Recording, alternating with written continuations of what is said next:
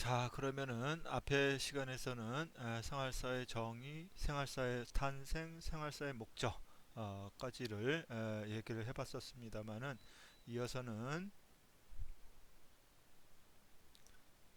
생활사의 그 뭡니까? 탄생 배경까지 얘기를 했군요. 예, 이어서는 생활사의 목적과 관련해서 계속해서 얘기를 해보도록 하겠습니다. 예, 생활사의 목적은요, 뭐, 앞에서도 쭉 나오기도 했었습니다만, 같이 나오기도 했었습니다만은, 이것은 이제 그 전통 생활의 그 복원만이 아니고요, 인간의 삶과 연결해서 생생하게 재구성해서 리얼리티를 갖게 하려고 하는 그런 부분이 목적의 하나라고 할 수가 있겠습니다. 어, 그 생생하게 재구성하여 리얼리티를 갖게 하는 것. 이게 사실 그 쉬운 일이 아니죠. 근데 앞서 소개했었던 치주와 구덕이라든가 마르틴 게일의 귀한이라든가 혹은 이제 고양이 대학살이라든가 이런 책들을 보게 되면은 그 1970년대, 80년대 쓰여진 책임에도 불구하고 16세기라든가 그 전후 시기에 어떤 그 살았던 그 인물들의 어떤 그 생생한 호흡이 느껴지는 그런 것들을 갖다 볼 수가 있죠. 그래서 바로 이제 그러한 점들을 얘기를 하고 있는 것이다. 이렇게 이해를 하면 되겠습니다. 두 번째는요, 근대의 성과들에 대한 시각을 새롭게 조정하려는 보다 포괄적인 노력도 있다라고 하는 겁니다. 근대 이후로다 우리는 세계 각 지역 혹은 이제 각 왕조 혹은 각 계층 뭐 이렇게 해가지고서 정치사라든가 경제사라든가 사회사라든가 노동운동사라든가 이런 많은 것들에 대한 연구를 갖다가 축적을 해왔었습니다. 앞에서 얘기했었던 그런 내용들이기도 합니다만은 이제는 그런 성과들이 쌓이고 또 일정한 한계에 부닥치게 되면서 늘 역사 연구 분야는 어떤 그 새로운 어떤 그 돌파구를 갖다가 찾으려고 하는 그런 시도들을 갖다 하게 되는데요. 바로 이 생활사가 그러한 점에 있어서 중요한 어떤 그 돌파구로서의 역할을 해내고 있다라고 하는 것입니다. 자, 그래서 많은 사람들이 치주와 구더기를 읽으면서 예컨대 치주와 구더기에 등장을 하는 누구예요?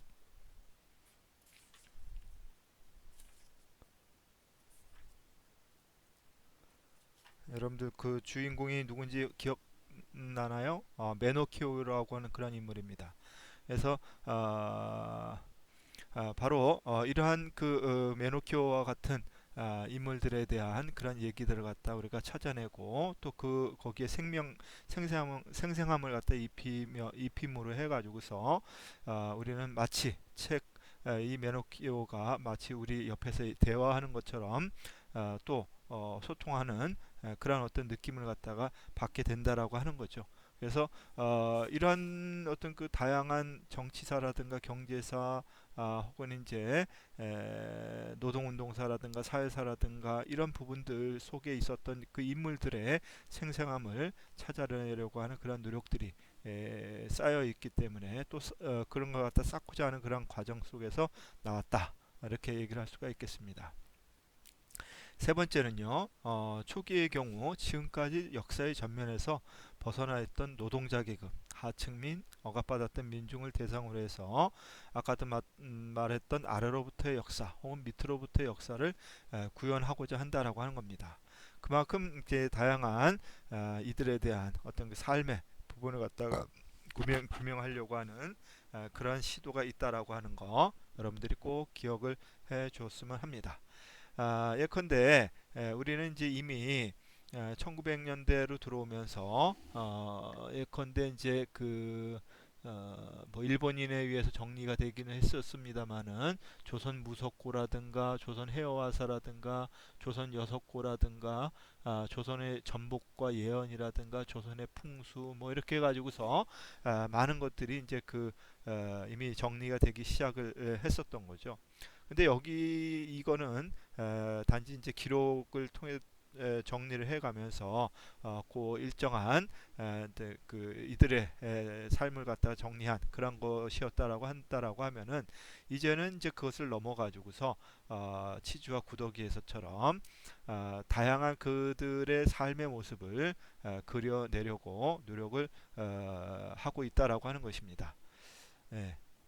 예컨대 이제 뭐 돌쇠 뭐 1900년대 1900년에 혹은 이제 1800년에 살았던 돌쇠가 어느 양반집 가문에서 어떻게 살았을까 이런 것들을 갖다가 이제 구현을 함으로 해가지고서 그 당시 어떤 그 하층민이긴 합니다만 노비이긴 합니다만은 그 삶을 갖다가 이제 우리가 구체적으로다가 이해를 할 수가 있게 된다라고 하는 거죠. 그래서 이름을 가진 상이한 역사를 지닌 인간의 새로운 관심을 갖게 되고 자 이거 이 얘기는 뭐냐면요 우리는 그 아까도 얘기를 했던 퇴계 이항이라든가 율곡이라든가 이런 인물들에 대해서는 좀 알고 있습니다만은 반면에 그를 도왔던 그를 위해서 일했던 다양한 계층의 사람들에 대해서는 그 어, 우리가 알 수가 없다라고 하는 거죠.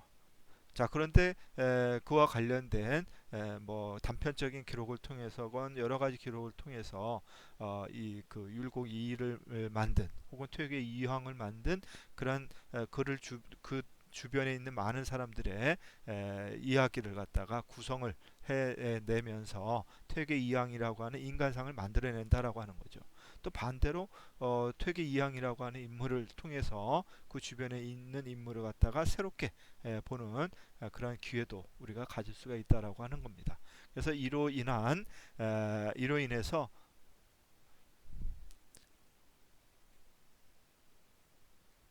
예, 개인의 재등장이 이루어진다 이런 얘기도 하게 됩니다.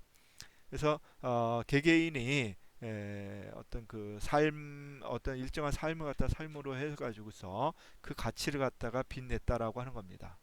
인간은 모두 예를 든다면은 자신만의 삶을 갖다 살았다라고 할 수가 있는 것인데 그러한 삶의 부분이 어떻게 이어졌는가를 본다라고 하는 거죠. 요번에 뭐 우리 잘 아는 뭐죠? 파라사이트인가요? 영어로다가는 기생충 영화에서 아카데미상을 갖다 수상을 하면서 봉준호 감독 이런 얘기를 하는 거죠. 가장 개인적인 것이 가장 뭐라 그랬죠? 대중적인 것이다. 뭐 이런 비슷한 얘기를 했죠. 가장 개인적인 거. 그래서 이 개인이라고 하는 부분이 우리가 그동안에는 공동체, 국가, 왕조 이런 데에 매몰돼 가지고서 우리가 찾기가 어려웠었습니다만은 이제 근현대로 들어오면서 점차 아이도 마찬가지고 여성도 마찬가지고 노동자도 마찬가지고 인종도 마찬가지고 이러한 이들의 개개인에 대해서 우리가 관심을 가지게 시작을 했다라고 하는 겁니다. 그래서 그러한 부분을 갖다가 만들어내는 데 있어서도 그렇고 그러한 부분들과 관련해서도 그렇고 이 생활사가 그 중요한 역할을 했다 이렇게 얘기를 하게 되는 거죠. 자, 그 다음에는 개인과 구조, 중심과 탈중심 등 구분이 가능한 것인가? 라고 하는 그런 물음을 갖다가 던지고 있기도 한다라고 하는 겁니다. 이 생활사라고 하는 것이. 그래서 이 중심과 탈중심 이러한 부분들이 이제는 어느 거가 중심이고 어느 거가 탈중심한 것이냐 라고 하는 이런 구분 사실 가능하다라고도 할 수가 있겠습니다만은 사실 알고 보면은 우리가 그동안은 잘 느끼지 못하고 연구 대상으로다가 삼지 않은 측면이 있긴 합니다만은 개인이 없다라고 하면 구조가 없는 거죠. 구조가 없다라고 하면 또 개인도 없는 것이고 또 중심이 없다라고 하면 탈중심이라고는 얘기할 수도 없죠. 그래서 상호 보완적인, 상호 병존적인 또 그러면서 발전해 나가는 그런 모습을 갖다 우리가 찾게 된다라고 하는 것인데 다만 이제 그 개인과 구조, 중심과 탈중심 이런 얘기를 하면서도 약간의 불균형이 있다. 라고 하는 것인데, 그 불균형이라고 하는 것은 우리가 늘 보게 되면은 균형점을 갖다가 찾아가는 그런 과정을 밟으면서 해결해 간다, 이렇게 얘기를 하게 되는 거죠. 어쨌든 생활사든 혹은 정치사든 이런 것들이 어느 한쪽에 무게중심이 있다가 이제는 서서히 균형을 찾아가면서 이제는 이런 얘기를 하는 거죠. 생활사의 영역은 무궁무진합니다. 정치사에서도 보게 되면요, 이 정치 개혁을 갖다 추구했던 이들의 삶 혹은 어떤 관행이라고 하는 거, 이런 것들과 관련해 서 생활사로다가 묶어가지고서 다룰 수가 있다라고 하는 거죠. 또 이 생활사를 통해 가지고서 개개인의 어떤 생활이 있긴 하지만은 그 개개인의 생활 속에 나타난 공통점들, 이런 걸 토대로 해 가지고서 그 시대의 집단 심성이라든가, 예컨대 이제 망달리 때라고 그렇게 표현을 하고 있긴 합니다만은, 그것을 찾아내고 그걸 토대로 해서 시대의 어떤 이슈, 이런 것들을 갖다가 구축을 하면서 거꾸로 생활사를 통해서 정치사의 다양한 면을 갖다가 밝히는 것들도 가능해진다라고 하는 겁니다. 예컨대 이제 아까 얘기를 했었던 여기에 보이는 단턴 로버트가 쓴 고양이 대학살 같은 경우가 바로 그런 부분들을 갖다가 약간은 드러내고 있다라고 하는 거죠. 시대의 어떤 집단적인 어떤 불안함이라든가 이런 것들이 드러나 있는 그런 것을 볼 수 있기 때문이라고 하는 겁니다. 자, 그래서 어쨌든 지금 얘기했던 것처럼 역사 연구의 중요한 목적들이, 우리는 이제 교훈이라든가 이제 어떤 계승이라든가 뭐 이런 권선징악적인 그런 부분들 늘 얘기를 해왔었습니다만은, 사실 역사 연구를 하더라도 늘 전쟁은 있고 늘 차별은 있고 그렇단 얘기예요. 그렇다면 이것이 역사 연구를 해서 우리가 어떤 해결 방안을 갖다가 찾아냈다, 이렇게 얘기하기가 굉장히 어려운 거죠. 자, 그렇다면은 역사 연구는 필요 없는 것인가? 역사의 어떤 무용성, 이런 것들을 갖다 얘기를 하는 그런 현실이 나오기도 했었던 거죠. 자, 그러면은 역사가 정말 필요 없는 것인가라고 했을 때, 그거보다는 역사 연구에 우리가 방향이 뭔가 잘못된 것이 아니냐라고 하는 반성을 갖다 하게 됩니다. 그래서 반성을 하면서 우리는 우리가 연구했던 것이 뭔가 문제가 있던 것 같다, 라고 하는 그런 어떤 결론을 갖다 내리게 되는 거죠. 그리고 그것은 너무 거시적인, 너무 500년, 600년 이런 거, 혹은 이제 너무 성과 중심주의적인 그런 것에 대한 평가라든가 이런 데 하는 데에, 이런 것을 하는 데에 제한이 되다 보니까 결국 그동안의 역사 연구, 정치사라든가 경제사, 사회사 뭐 이런 것들이 에, 말하자면은 역사 무용성이라고 하는 부분을 불러일으키는 그런 결과를 가져오지 않았느냐라고 하는 것인데, 보다 역사를 객관화하고 역사에 있었던 이제 어떤 인간의 모습을 갖다가 찾아내무를 해가지고서 그 다양성, 삶의 다양성을 갖다 이해를 하게 된다라고 하면은, 우리가 그 삶을 갖다가 이해를 하고 또 발전시켜 감으로 해가지고서 우리 개개인에 대한, 아까 얘기했던 봉준호 감독이 얘기했던 가장 개인적인 것이 가장 세계적인 것이다 라고 하는 그런 표현이 나올 수 있는 그런 현실이 된다라고 하는 거죠. 그래서 이 생활사라고 하는 것은, 혹은 일상사라고 하는 것은, 혹은 미시사라고 하는 것은, 혹은 일상생활사라고 하는 것은 그런 점에서 기존의 역사학계하고 같이 어떤 호흡을 갖다 같이 하면서 새로운 어떤 성과들을 갖다 많이 만들어내는 그러한 어떤 뭐랄까요, 윤활유 역할을 갖다가 충실하게 할 수 있지 않을까라고 하는 겁니다. 자, 그러면 이런 생활사의 목적, 탄생 배경, 그리고 앞서 말했던 것처럼 이 생활사의 정의로부터 해가지고 이런 데서 우리가 쭉 같이 얘기를 또 해왔었습니다만은, 또 한편으로다가 우리는 이 생활사의 범주는 그러면 어떻게 얘기를 할 수가 있을까라고 하는 거예요. 아까도 얘기했듯이 이 생활사의 범주는 굉장히 넓습니다. 그리고 다양하다라고 얘기를 했죠. 가장 중요한 것은 그동안의 그 메이저 역사 연구 분야에서 다루지 않았던 그러한 어떤 그 다루지 않았지만은 가장 중요한 요소라고도 할 수가 있는 그 부분들을 갖다가 이 생활사에서는 찾고자 하고 있다라고 하는 겁니다. 생활사 범주를 보자면요, 여러분들도 한번 생각을 해보세요. 얼마나 많은지. 그래서 대충 몇 가지 생각나는 대로 이렇게 했습니다만은 노동자의 문화. 예. 노동자 저쪽에 예전에 구로공단 지금도 있습니다만 구로 디지털 단지 뭐 이런 식으로 되어 있죠. 그 당시에는 구로에 뭐 섬유회사라든가 이런 것들이 상당히 많았습니다. 그래서 거기서 살았던 옛날식으로 하는 공순이 공돌이들이 어떻게 살았을까 이런 거를 갖다가 이제 그 다뤄 볼 수도 있다라고 하는 겁니다. 그리고 그 속에서 그들 노동자들의 어떤 문화, 공돌이 공순이의 문화 이런 것들도 얘기를 하는 것이 가능해진다라고 하는 거죠. 또 직업이라든가 이런 것들도 가능합니다. 직업.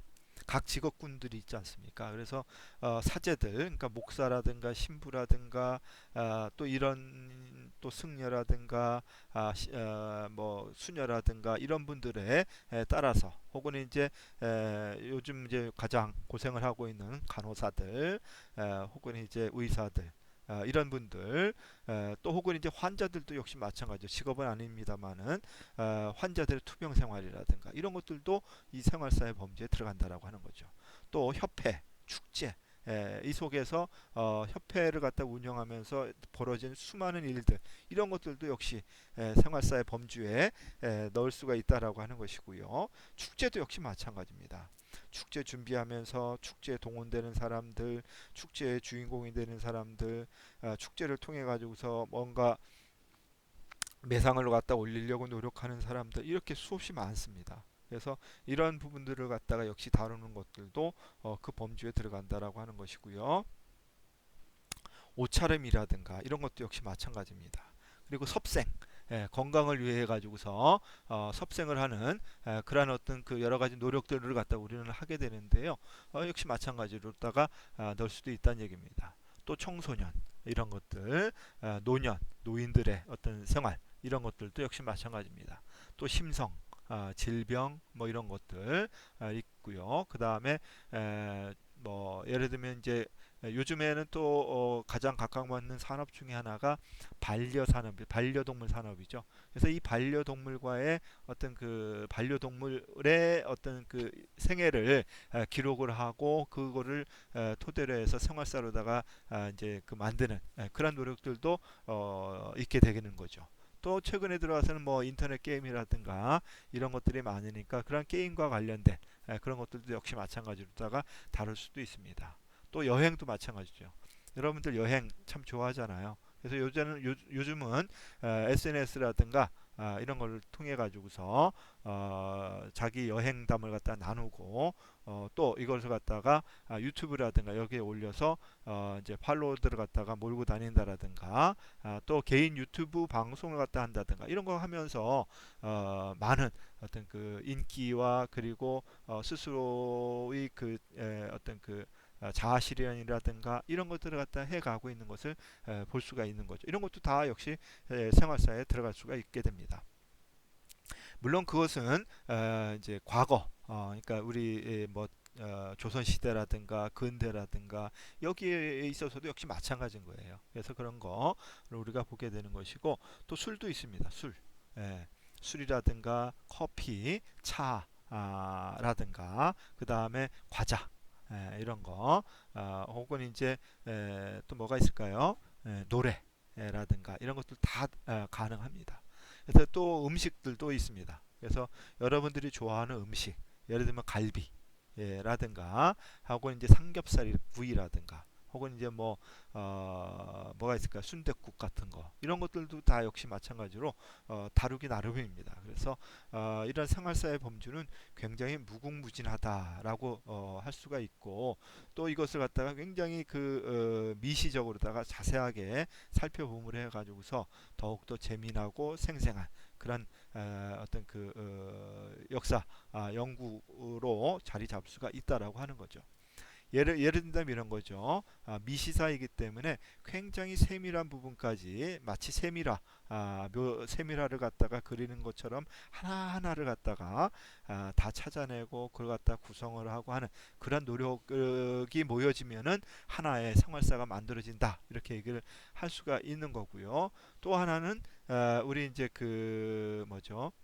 요즘 이제 핸드폰들이 너무 기능이 좋아져 가지고서 한편으로다가 좋은 점도 있습니다. 전 잘 못 쓰고 있습니다만은, 예를 든다면은 이 카메라로다가 움직이는 사람을 갖다가 빠르게 움직이는 사람을 갖다가 느리게 촬영을 갖다가 할 수도 있잖아요. 그래서 이제 그런 것을 통해 가지고서 우리는 이제 아주 상세하게 그 저기 사람의 움직임이라든가 이런 것들을 갖다 캐치하는 것이 이제는 가능해진다라고 하는 거죠. 그래서 이제 그런 것을 토대로 해가지고 마치 현미경으로 보듯이 아니면 카메라를 갖다 아주 느리게 돌리듯이 이렇게 해가지고서 아주 생생한 모습을 갖다 찾아내는 거, 이런 것들이 이제 이러한 생활사를 갖다 다룰 때 중요한 방법 중에 하나가 될 수도 있겠다라고 하는 겁니다. 음식도 역시 마찬가지인 거죠. 음식도 이제 여러 가지 음식 종류에 따라서 어떻게 먹는 것이 맛있다, 어떻게 만들 것인가, 어떻게 이걸 이미지화할 것인가, 뭐 이런 것들, 이름을 갖다 어떻게 지을 것인가, 역시 마찬가지입니다. 그래서 이런 것들을 여러분들이 너무 우리 생활사 하면은 전통 생활사에 너무 얽매여 가지고서 그 제한을 갖다 두는 그런 우를 범하지 않기를 바라는 마음에서 이렇게 다양하게 소개를 좀 해봤습니다. 자, 그 다음에 이 생활사의 연구 대상과 방법입니다. 아까 좀 전에 얘기했던 범주하고 같은 맥락이라고도 할 수가 있겠습니다만은 어째 조금 더 학술적으로 다 정리하면 이렇게 되는 거죠. 일상사, 문화사, 미시사가 합쳐지는 그런 것들의 개념을 가지고 있다, 이렇게 보는 겁니다. 그래서 일상이라고 하는 것은 우리 말 그대로 일상이죠. 하루에 우리가 어떻게 생활하는가, 이런 것들인 겁니다. 그래서